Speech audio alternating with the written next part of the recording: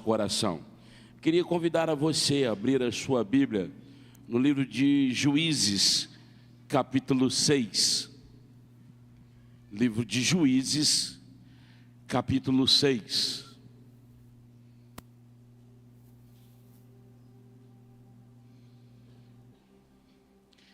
Juízes, capítulo 6, versículo 11. A palavra do Senhor vai dizer assim: Então o anjo do Senhor veio e assentou-se debaixo do carvalho que estava em Ofra, que pertencia a Joás, o abzerita, cujo filho Gideão estava malhando trigo no lagar, para esconder-se dos medianitas. E apareceu então um anjo do Senhor, e vendo, disse: O Senhor é contigo, homem valoroso. E Gideão lhe respondeu: Ai, meu Senhor, se o Senhor é conosco, porque tudo isso está nos acontecendo? E onde estão as suas promessas, as suas maravilhas, que nos contaram dizendo: Não nos fez o Senhor subir do Egito? Agora, porém, o Senhor nos desamparou e nos entregou na mão dos medianitas. E virou-se o Senhor para ele e disse novamente: Vai nessa força e livrará Israel da mão de Midian, porventura não te enviei eu? E replicou Gideão: Ah, Senhor meu, como livraria Israel? Eis que a minha família é uma das mais pobres em Manassés, e eu o menor da casa do meu pai. E tornou-lhe novamente de dizer o Senhor: Porquanto eu hei de ser contigo, tu ferirás os medianitas como um só homem. Amém? Até aí nós leremos a palavra, que o Espírito Santo possa falar conosco. Prepara o ré aí, pastor Felipe, para a gente compor uma dupla aí nós dois hoje. Queridos, a palavra vai dizer que Israel está vivendo um dos momentos de crise. A verdade é que Israel está sofrendo um jugo muito grande. Ele está subjugado na mão dos medianitas. E todo esse jugo que está sobre Israel, ele está abalando algumas estruturas específicas na vida de Israel. Existem algumas áreas específicas que Israel está sofrendo. Existem algumas áreas que o inimigo tem um objetivo de subjugar. Porque quando o adversário das nossas vidas, o inimigo da nossa vida, tenta nos escravizar, existem algumas áreas na nossa história que pontualmente a gente percebe aonde está esse jugo. E com Israel, claramente a gente poderia ver que Israel estava empobrecendo. Porque tudo que eles semeavam, tudo aquilo que eles plantavam, na hora de colher, os medianitas vinham e roubavam tudo de Israel. Eu não sei se tem algum agricultor aqui, não existe alegria maior para um agricultor do que o momento da colheita. Porque o momento da colheita é o momento do resultado de tudo aquilo que ele fez. Ele semeou, ele regou, ele cuidou, ele tirou as pragas. Então ele fica esperando aquele momento de êxtase, que é o momento da colheita. E era exatamente nesse momento de maior alegria de Israel que o inimigo vinha e roubava deles. E a Bíblia vai nos contar, pelos relatos da história, que isso estava abalando eles também emocionalmente. Todos eles estavam abalados emocionalmente. Por que, pregador, você pode afirmar isso? Porque eles viviam debaixo de pânico e de medo. Como assim? A Bíblia vai dizer que eles começaram a se esconder nas cavernas.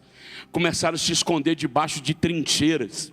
Por tamanho pavor e medo que eles tornaram a ter dos medianitas. Quando diziam os medianitas vêm, eles corriam para as trincheiras, corriam para as cavernas, e se escondiam com pânico, com medo deles destruírem não só o que eles plantaram, mas destruírem também as suas famílias. Então a verdade é que eles estavam vivendo um empobrecimento financeiro eles estavam vivendo também um empobrecimento emocional. Mas o propósito do inimigo não era só esse. Eles estavam vivendo também um empobrecimento espiritual, ao ponto de se afastarem completamente do Deus de Israel, de esquecerem completamente de quem Ele era e o que Ele poderia fazer pela vida deles.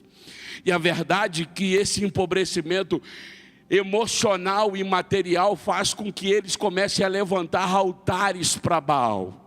Então os montes estavam totalmente contaminados, porque eles começaram a adorar a Baal, o Deus da chuva, para que ainda ele pudesse ter misericórdia e fazer alguma coisa por eles.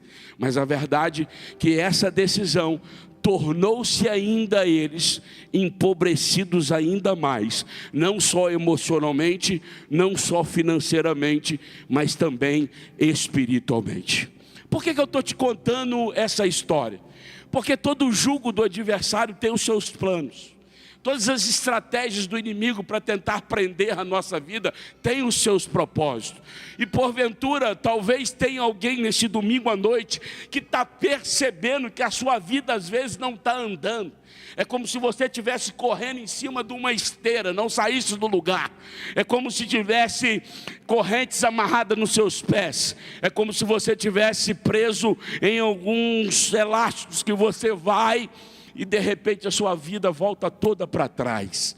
É como se você plantasse muito, trabalhasse muito e você está colhendo pouco na sua vida. É alguém que está aqui hoje que está percebendo que a sua vida está cativa emocionalmente. Você tem poucos momentos de alegria. Você desfruta de poucos momentos de paz. Você sofre de pânico, de tristeza, de insônia, de angústia, de depressão. A sua alma está cativa. Você encontra completamente preso nas suas emoções.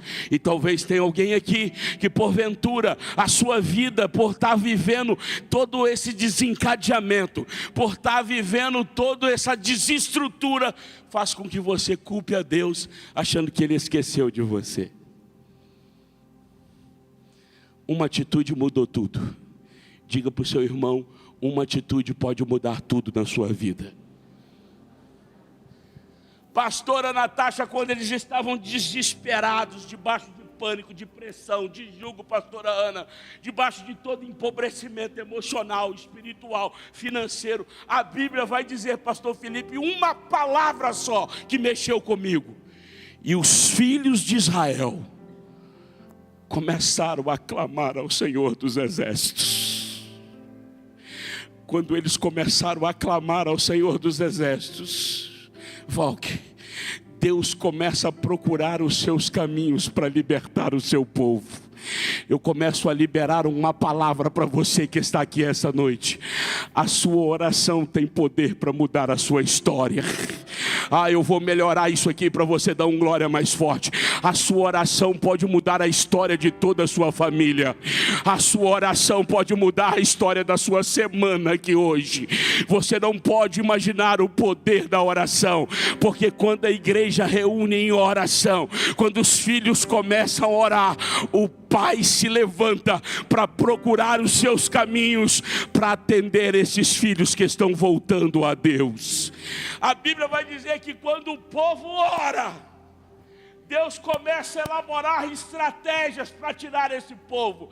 Eu acredito que este culto, nessa reunião de oração, enquanto nós estamos orando aqui, Deus já está elaborando as suas estratégias para te entregar vitória para você nessa semana, para te libertar de alguns cativeiros, para mudar o rumo da sua vida. Enquanto você está aqui, você não pode imaginar o que está acontecendo no mundo espiritual, porque quando estamos aqui orando, Deus está destravando situações que estão amarradas.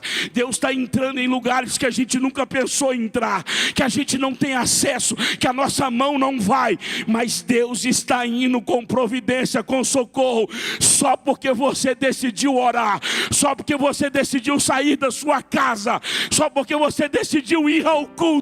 Deus já começou a mover em favor da sua história. Oração é o veículo que falamos com Deus. Os filhos de Israel clamaram. E por clamar, Deus começa a procurar alguém para livrar aquele povo. E a Bíblia vai dizer que existe uma pessoa no meio daqueles que estavam com medo, com pânico, desesperados. Existe uma pessoa que está fazendo algo diferente de todo mundo. Quando fazemos as mesmas coisas que todos fazem, vamos ter o resultado que todos têm. Mas quando começamos a fazer um movimento contrário, um movimento que ninguém está fazendo, vamos ter um resultado que ninguém está tendo. Por que você está dizendo isso? Porque Gideão pega o seu trigo e ao invés de ir para as cavernas, ao invés de ir para as trincheiras, esconder, tentar esconder, ele reage para mudar a história da sua família. O que ele faz, pregador? A Bíblia diz que ele pega o trigo e leva o trigo para o lagar.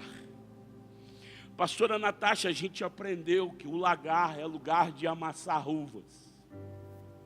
E ali, pisando nas uvas, é que se extrai o vinho. E a gente aprendeu através da Bíblia que o vinho fala da alegria. Fala para o seu irmão aí, o vinho fala da alegria na Bíblia. No lugar do vinho de amassar uva, ele está amassando trigo. E o trigo produz o pão. E na Bíblia a gente entende que o pão é o alimento, é a força, é Jesus. O momento pastora Ana não era de festa, então não tinha vinho no lagar. O momento era de luta, era de dor, era de tristeza.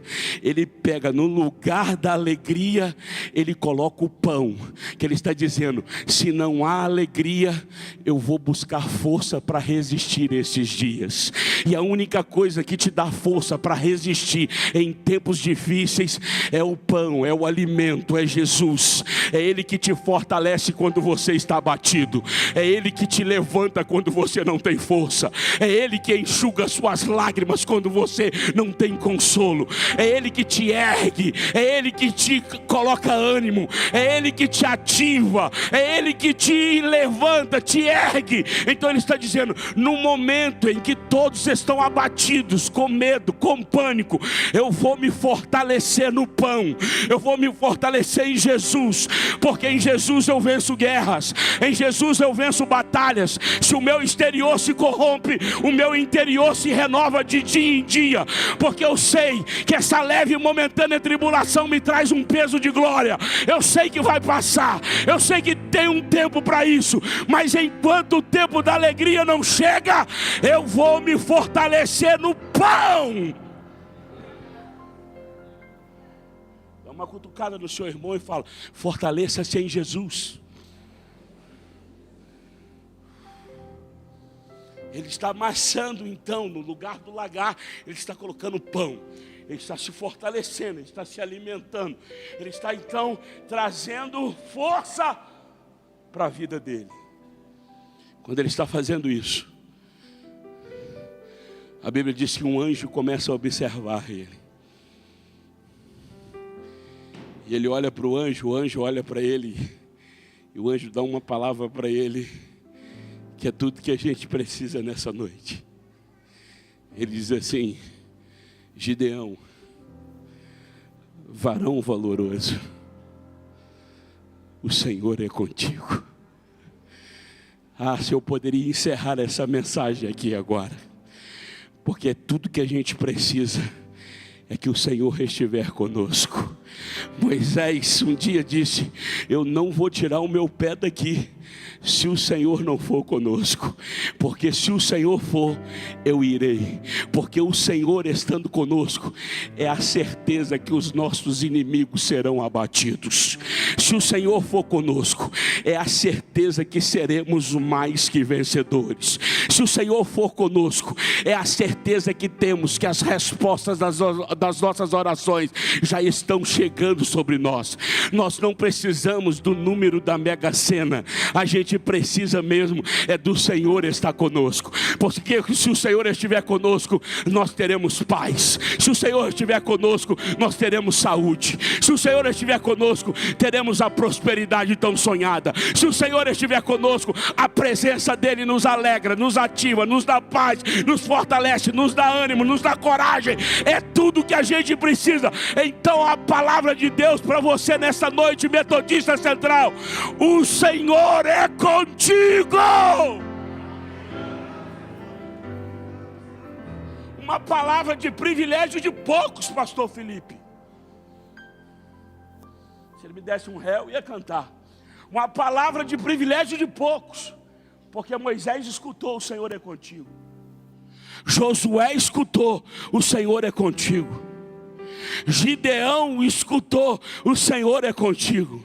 Homens que escutaram e foram suficientes para eles vencerem Faraó, para eles vencerem o edito do Egito, para eles vencerem todo o jugo e todas as artimanhas de Faraó e todos os intempéries. Então você precisa só de uma palavra para você vencer o deserto que você está enfrentando: o Senhor é contigo. Ele recebe essa palavra. Eu queria que você voltasse a atenção agora e ficasse bem atento ao que eu vou te falar nessa hora. Todas as vezes que somos desafiados por Deus para uma missão, para cumprir um propósito, para ingressar na caminhada a qual Ele tem para as nossas vidas, os nossos traumas e os nossos complexos vão gritar dentro de nós. Quando ele diz assim: o Senhor é contigo, os traumas dele vividos no passado gritou na hora: o Senhor é comigo? Como assim? E tudo que a gente está passando, e tudo que os meus pais estão vivendo, e tudo que a nossa comunidade está vivendo, como que o Senhor é comigo se eu estou passando por tanta luta, por tanto problema, por tanta dificuldade? Você sempre vai buscar no seu passado justificativas para você não responder o desafio que Deus está entregando para você. É muito comum seus traumas gritarem. É muito comum você voltar no passado e começar a relembrar de dores, de lutas, de sofrimento, para você justificar que você não consegue, para você justificar que não é assim, que não é, que a igreja não é vitoriosa, que a gente não é mais que vencedor. A gente começa a buscar o que deu errado. Como assim, Leleco? Lembra do povo do Egito? Na hora que o Mar Vermelho apareceu, Valque, o que eles disseram? Era melhor ter deixado a gente lá, porque lá tinha cebola, lá tinha pepino, lá tinha sepulcro para a gente morrer.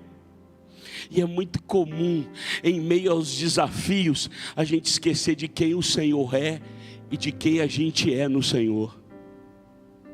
A crise emocional dele era tão grande que a identidade dele estava confundida. Como assim o Senhor é comigo? Como assim? E eu vou te dar uma chave aqui para você virar na sua cabeça. As suas desculpas não mudam o seu futuro, mas as suas decisões mudam o seu futuro. Deus não está nem aí para as suas desculpas. E que é uma coisa que Deus odeia, é desculpa. Adão começou a se desculpar, Deus botou ele para fora do paraíso. É as nossas decisões que norteiam a nossa vida, não as nossas desculpas, porque quem é bom de desculpa é ruim de arrependimento. Quem é bom de desculpa e de argumento é ruim de tomar decisão na sua vida. Você já parou para pensar que tem gente que está sempre pedalando, sempre desculpando? Ah, mas você não sabe, a minha vida é muito difícil, Leleco. Eu falei, Você não sabe a casa que eu moro. Você não sabe os problemas que eu tinha quando eu tinha 14 anos. Você não pode imaginar as dores que eu vivi com meu pai, as aflições que eu passo no meu trabalho. Eu sou muito humilhado, A verdade é que a gente é cheio de desculpa com os nossos traumas e com os nossos problemas. As nossas dores vão sempre gritar e a gente sempre vai tentar justificar as aflições vividas e os traumas vividos. Mas a verdade é que o Deus que você serve, Ele conhece a sua história, Ele conhece o seu hoje, mas Ele conhece também o seu amanhã. O Senhor estava dizendo para Gideão, Gideão, não tenta me convencer que eu errei, quando eu escolhi você, e quando eu disse que você é varão valoroso, e que eu vou te capacitar nesse processo, para você ser vencedor na sua história. Uma cutucada no seu irmão e fala com ele, para de dar desculpa, meu irmão. Agora fala com ele, para ele reagir. Fala com ele, vamos partir para cima e reagir.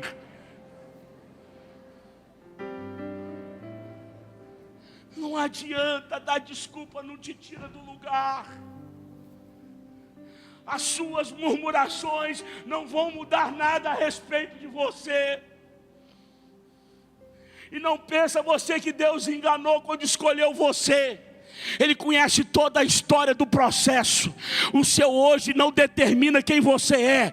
Talvez o seu hoje não está um dia bom, não está tudo bem, as coisas não estão do jeito que você queria. Mas creia, o seu amanhã vai ser melhor do que o hoje. Quero declarar sobre a sua vida, o seu amanhã já está escrito pela história de Deus, e tem uma virada na página da sua vida. Quem te viu hoje não pode imaginar quem você será amanhã.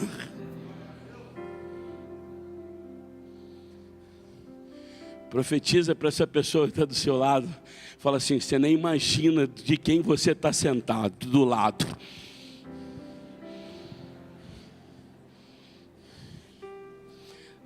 Declara para ele, está sentado do lado do mais rico de Muriaé, hein? Está sentado do melhor pastor e da melhor pastora desta igreja.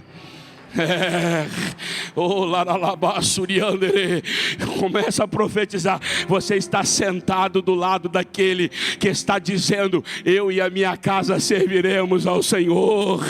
Você está declarando, talvez você não está vendo a sua casa aqui hoje, mas o Senhor já viu aquele marido entrar, já viu aquele filho entrar. Deus já escreveu a sua história, meu irmão. Para de dar desculpa. Para de tentar distorcer o que Deus tem para a sua vida. Há uma crise de identidade em Gideão. Mas eu sou o menor da casa. Olha a comparação. Os traumas vividos, as escassez vivida, faz com que a gente vive de comparação um com o outro. Para de se comparar com alguém. Ah, que o outro é assim, que o outro canta melhor, que o outro tem o dom da prosperidade, o outro é isso. Eu não quero saber o que o outro é, eu quero saber o que Deus é para a minha vida. Eu quero saber a minha história escrita por Deus. O Senhor está dizendo, Gideão, enquanto Gideão está dando desculpa, enquanto Gideão está falando um monte de coisa, pastor Fernando, a Bíblia diz que Deus repete para ele, porque Deus não responde desculpa. Deus não responde desculpa, pastora Natasha. Enquanto ele está dizendo, mas eu sou o menor que você fez, e os nossos pais, e os medianitas nos entregou na mão. Deus está ouvindo e só dá uma resposta dizendo, eu sou contigo. Eu sou contigo, Gideão, fala 2 vezes. E Gideão começa, mas eu sou o menor, mas o milharal do meu pai, lá. Ele repete a 3ª vez. eu sou contigo. Eu tenho uma resposta para as suas desculpas aqui hoje. Eu tenho uma resposta pelos seus traumas. Eu tenho uma resposta pelas suas dores. Eu tenho uma resposta para todas as aflições que você está vivendo. O Senhor é contigo. Quando ele diz assim, o Senhor é contigo, Gideão responde aquele chamado com fé. Porque não tem nada melhor para as nossas desculpas e para os nossos traumas quando respondemos os nossos chamados pela fé. Porque não é o que eu vejo, é o que eu creio. Não tem nada a ver comigo, tem tudo a ver com ele, Neymar. Não tem nada a respeito da minha capacidade. É no processo ele vai me capacitando. Não tem nada a ver com o que eu conquisto, com a força do meu braço. Tem tudo a ver com o que ele vai proporcionar e o que ele vai fazer. Então a resposta para você hoje, nesta noite, que talvez possa estar passando por desafios inúmeros, por lutas diversas, por crises, talvez financeira, emocional, espiritual, como aquele povo, tem uma palavra para você aqui hoje. A palavra é: eu sou contigo. Eu sou com a sua casa. Eu sou com a sua espiritualidade. Eu sou com as suas finanças. Eu sou com as suas emoções. Eu sou contigo. Gideão enche o pulmão de fé. E ainda fala para Deus: tá, o Senhor é comigo, mas deixa eu te falar uma coisa. Prova isso para mim. Porque é tanta dor, é tanto trauma, é tanta pancada na vida, Senhor, que eu estou em dúvida. Eu ainda tenho medo. Eu ainda tenho insegurança. Talvez eu estou pregando para alguém aqui que exatamente isso, já passou por tanta decepção, já sofreu com tanta gente, já te machucaram tanto, já te traíram tanto, já te decepcionaram tanto. Talvez eu estou pregando para alguém aqui que já se frustrou inúmeras vezes, que você não tem força para acreditar que o Senhor é contigo. E Gideão disse assim: então me dá um sinal. Eu vou colocar um novilho de lã, encharca ele na madrugada, e em volta eu quero que tudo fique seco. Se eu amanhecer e tiver assim, eu vou ter uma certeza que o Senhor está comigo. Ele acordou e o novilho estava cheio de água, e em volta estava tudo seco. Pregador, o que isso quer dizer para a gente? Às vezes na nossa vida tem momentos que a gente está cheio, lotado da presença, mas em volta da gente está tudo seco. Na família não está bem, nas finanças não estão bem, amigo, vizinho, família, tudo em volta está seco, mas a gente está numa paz, a gente está numa alegria, a gente está numa força, a gente está num ânimo, a gente está numa coragem. Aí ele fala: Senhor, me dá mais um sinal. Aí o Senhor disse: pode falar, Gideão, eu quero que o Senhor molhe em volta e seque o novilho. Ele levantou, tudo em volta estava molhado, e no meio o novilho estava seco.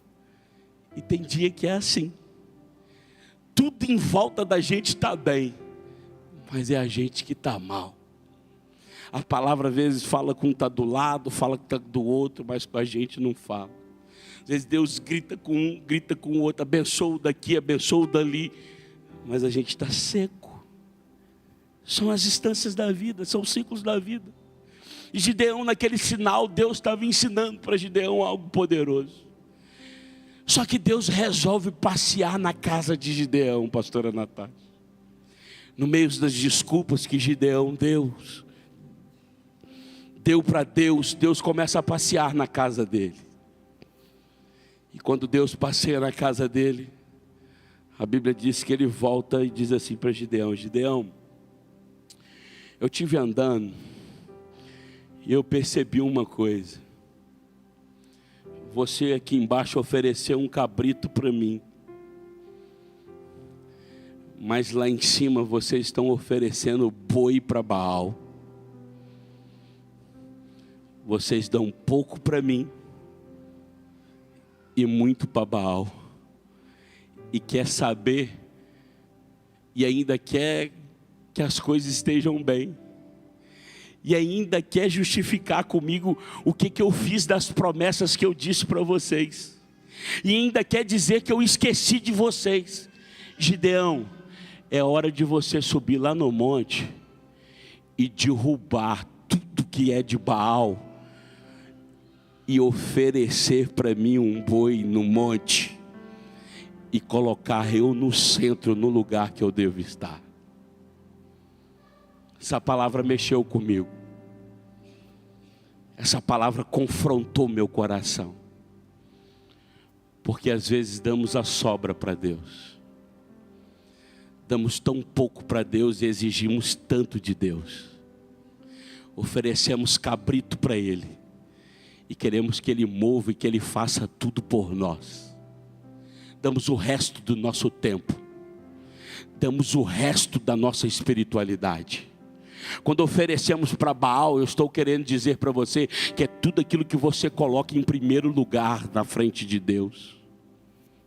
Todas as coisas que você coloca primeiro que Deus na sua vida e na sua história. E ele ainda entra, e eu vou dizer que eu não vou levar nada para casa hoje. A Bíblia diz que ele diz, e quando eu passei lá, eu vi também um altar de Azera nos pés de Baal. E Azera é o deus do sexo. Ele estava dizendo assim, olha, Gideão, você precisa rever algumas coisas da sua casa. Porque o Deus da sensualidade está lá dentro. Você está corrompendo todas as coisas e exigindo que eu cumpra algo na sua vida. Mas a gente precisa de um conserto, Gideão. A gente precisa de limpar a casa primeiro. A gente precisa que você faça um conserto dentro da sua casa primeiro. Pastor, mas eu não me prostituo. Mas às vezes tem um altar de Azera lá na televisãozinha da sua casa. Aquela cena que você está vendo com seu filho e você nem troca de canal, você deixa passar. É o altar de Azera que entrou dentro da sua casa.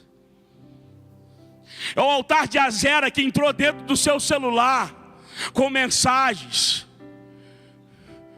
com vídeos, com sites, que você deixa Azera entrar e quer que Deus faça, e quer que Deus opere, e quer que Deus ministre. E Deus está dizendo, limpa a casa, Gideão. Limpa a casa. Tira Azera do lugar. Tira Baal lá de dentro. Quebra tudo. E coloca o meu altar restaurado. E você vai ver milagres começar a acontecer. Eu estou sentindo que este culto aqui hoje, Deus está visitando a sua casa nessa hora. Deus está visitando o seu coração agora. Deus está visitando a sua mente agora. E Ele está dizendo, eu quero voltar a ter o primeiro lugar na sua vida. Eu quero voltar ao primeiro amor. Eu quero voltar a ver você chorar na minha presença de novo. Eu quero o quarto, eu quero a intimidade de novo. Eu quero que você volte ao lugar da oração, ao lugar da palavra, ao lugar da comunhão. Porque o lugar da comunhão traz restauração. O lugar da comunhão quebra o cativeiro. O lugar da comunhão faz com que os grilhões sejam quebrados. E eu sinto que Deus está despedaçando grilhões que estão amarrando a sua vida hoje. Porque tem uma virada. Você vai ver a sua vida andar. Você vai ver a sua vida prosperar. Você vai ver a sua família ser restaurada. Limpa a casa. Limpa a casa, Gideão. limpa o altar. Falta comunhão comigo.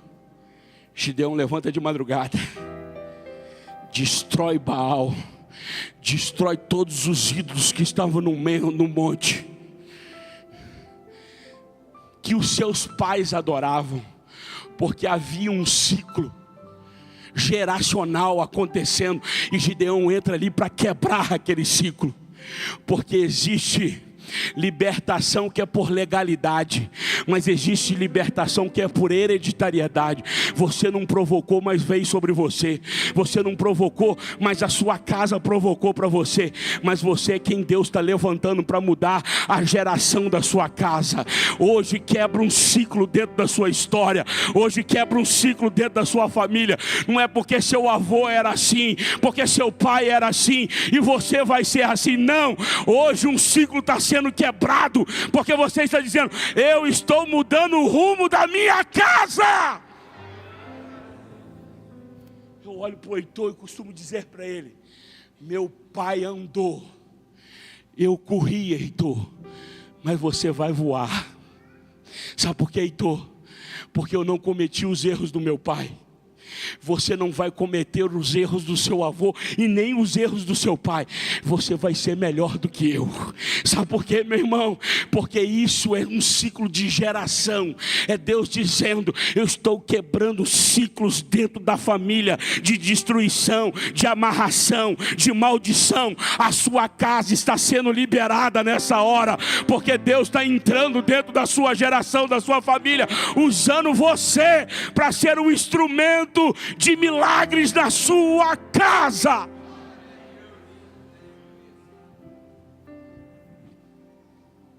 Se você entender isso, Gideão entra destruindo tudo.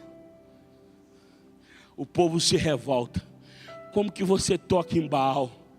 O pai dele vira e fala assim: espera aí, vamos tirar a prova agora. Se Baal é Deus, vai fulminar ele. Mas se Deus dele é o Deus de verdade, começa-se uma nova história nessa terra. O Deus de Gideão se levanta. Eu vou encerrar. A Bíblia vai dizer que ele começa a separar um povo.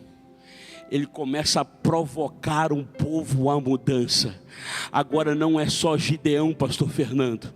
Agora Gideão começa a contagiar várias pessoas a viver uma mudança que foi provocada dentro dele. Eu não sei se você está entendendo.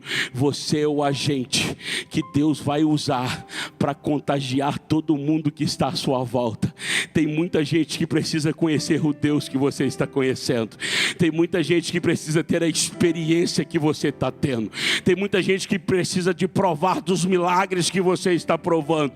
E é por isso você vai começar a contagiar uma geração de pessoas para viver uma experiência que você está experimentando em Deus. Ele recruta 30 mil. Aí Deus diz para ele: Gideão, tem muita gente aí. Tem muita gente que você conta com eles, mas na verdade, você vai ver que no meio do processo, eles vão te abandonar.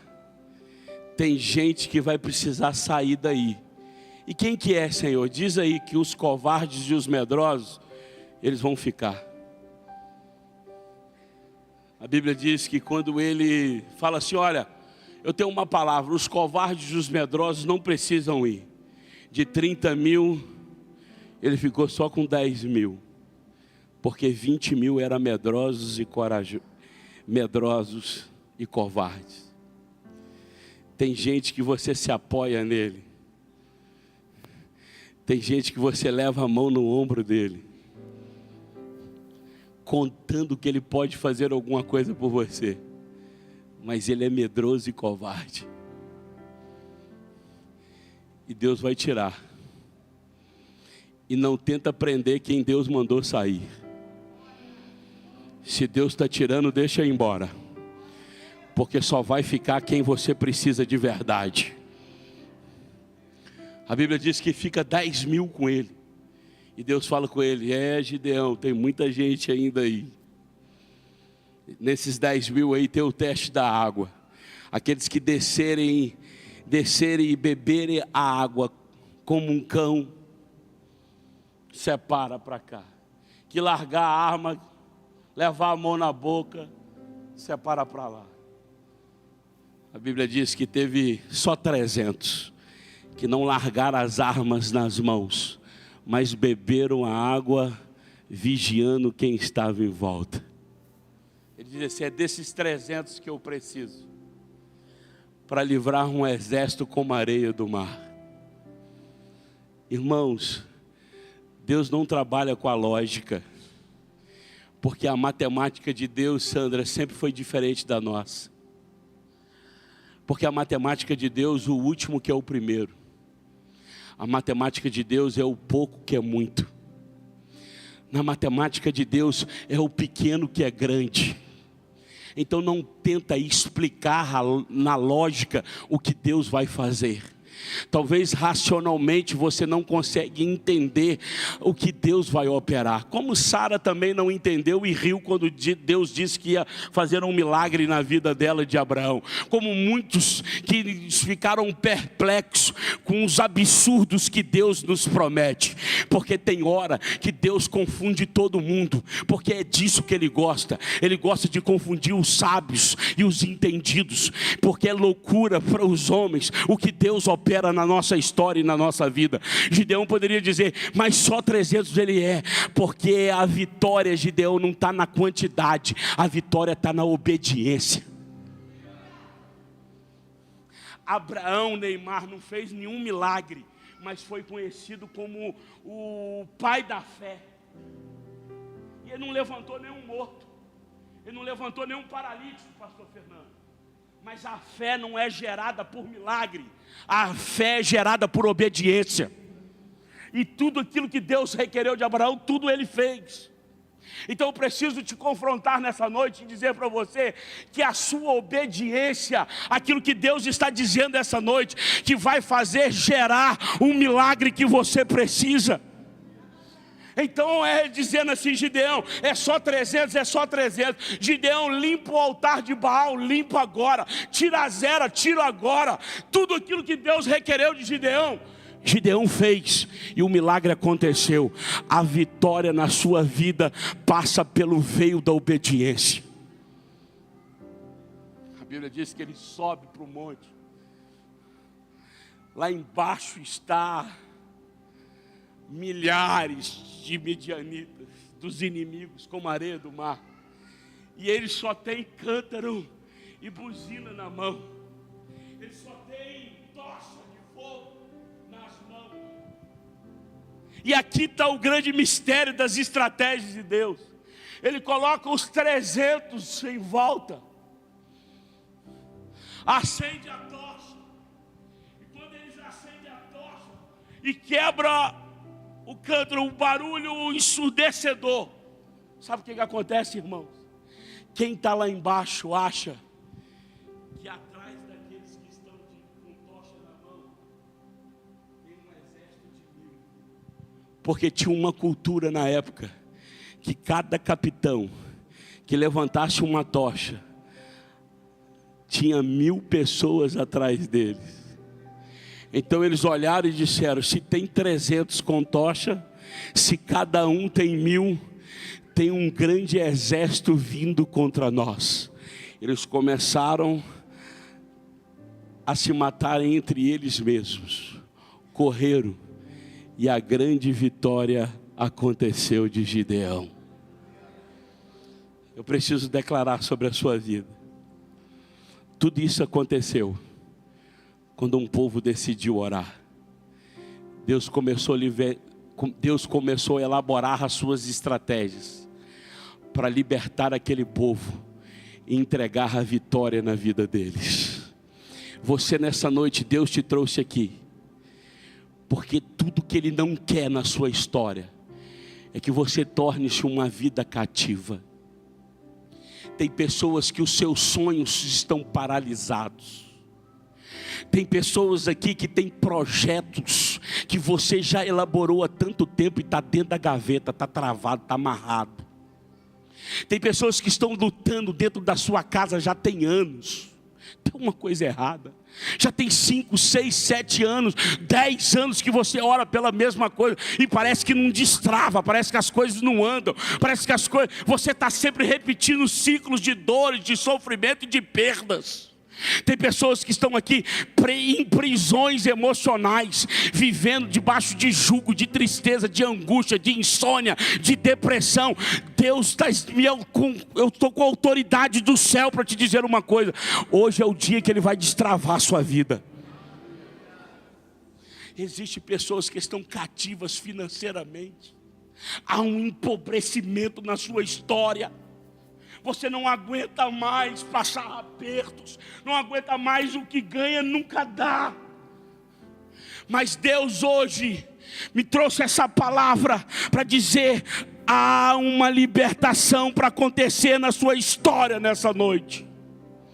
Eu queria te convidar a colocar de pé nessa hora. Você conhece o seu cativeiro. Você sabe o que está amarrando a sua vida. Se é espiritual, se é financeiro, se é emocional. Pregador, eu não consigo firmar. Pregador, eu não consigo deslanchar na presença do Senhor. Eu estou sempre caindo.